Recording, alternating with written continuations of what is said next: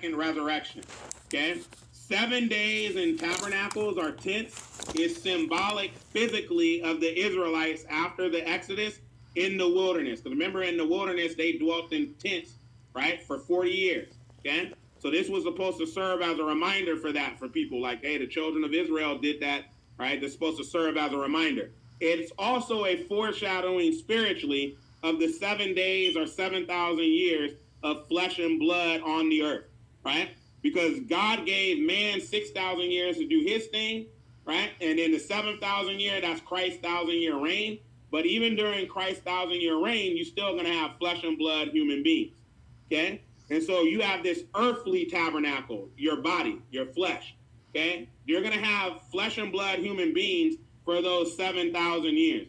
On the 8th day, or the 8,000, right? That's the Father's kingdom. You won't have any more flesh and blood at that point. There won't be any more flesh and blood human beings in the Father's kingdom. Okay, the 8th day with Feast of Tabernacles is symbolic of the Father's kingdom, where there is no death and no more flesh and blood, only spirit beings. Circumcision on the 8th day after a son is born symbolizes the rolling away of the flesh. That's why if